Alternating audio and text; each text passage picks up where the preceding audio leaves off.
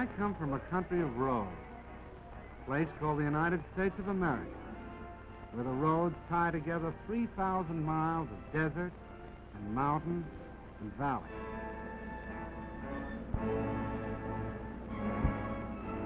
Because of the automobile, Americans who live 100 miles from each other are as close neighbors as the man next door.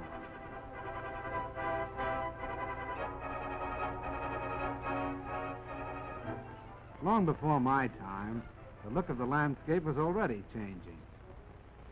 Men were dreaming about new cities of long avenues and wide spaces to live in. These cities were planned. They were even built. But in miniature, only. Because this dream, like every other dream of a free people, was threatened, the men of my country went to war.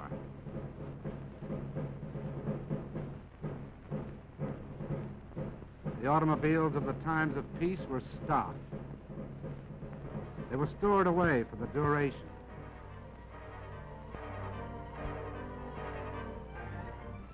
A new kind of army mule on wheels was needed to keep up with the motor divisions that took to the highway. And that's what I was going to be. The job of figuring me out was given to the automobile industry.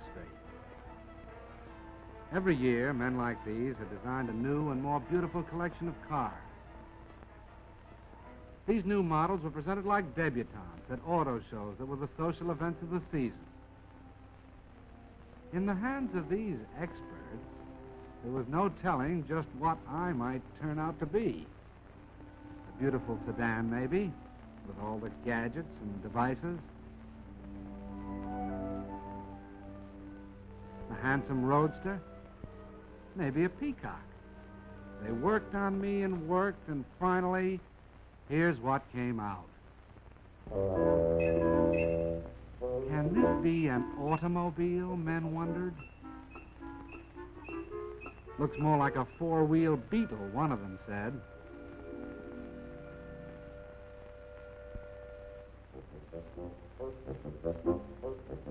No, I wasn't too proud of myself back there at the start when the Army first looked me over.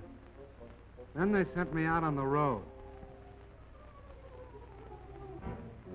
They tried to drown my motor, but my ignition was set too high for that. They tried to break my back on roller coaster roads.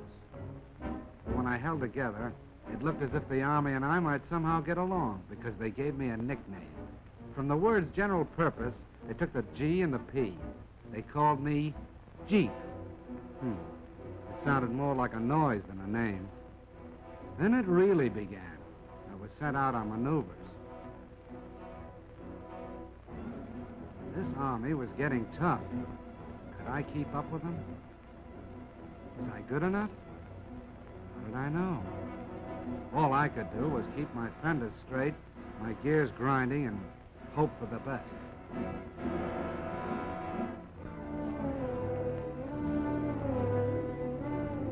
And the things they asked me to do, like rivers, for instance.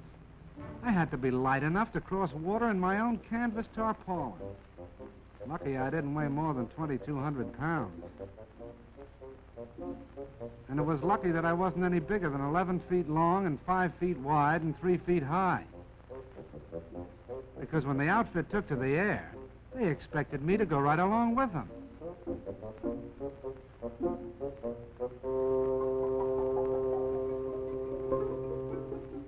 One day it'd be airplanes.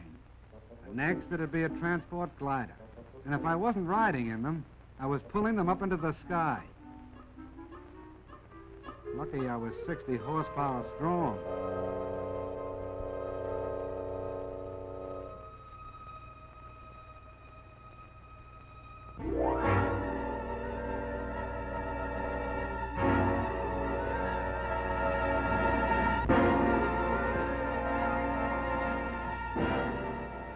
The Army was getting tougher, preparing itself for the big offensives that were coming. And I had to get tougher to keep up. I'll say one thing. No matter what they asked me to do, pull cannon, break my own road through the underbrush, or keep moving at better than 70 miles an hour, it was no worse than what my driver was ready to do himself. The American soldier and I got along fine, like a good rider and a horse. We got to be pals. But even so, I had my doubts. Most of the machines around me had proved themselves in battle. I was still on probation.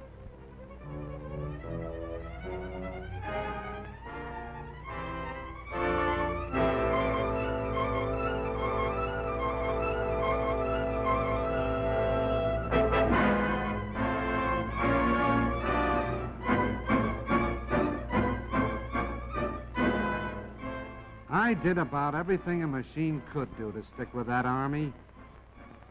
I stood up to gunfire and mounted a gun of my own.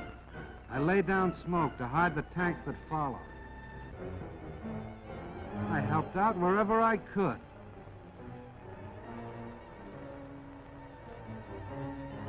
I even learned how to splash across rivers.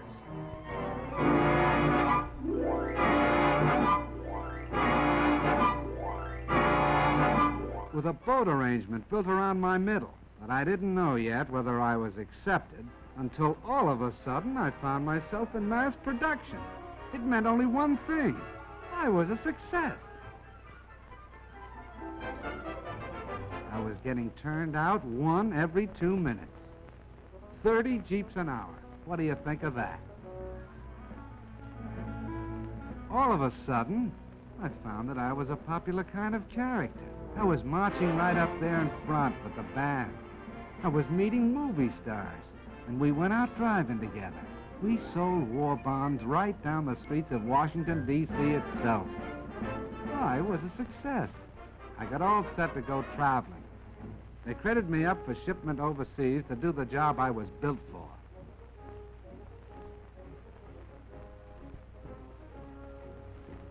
I was sent over by the thousands. And I traveled with the guy I liked best, my pal, the soldier. Wherever he goes, I go. And let me tell you, we land together on a lot of different shores.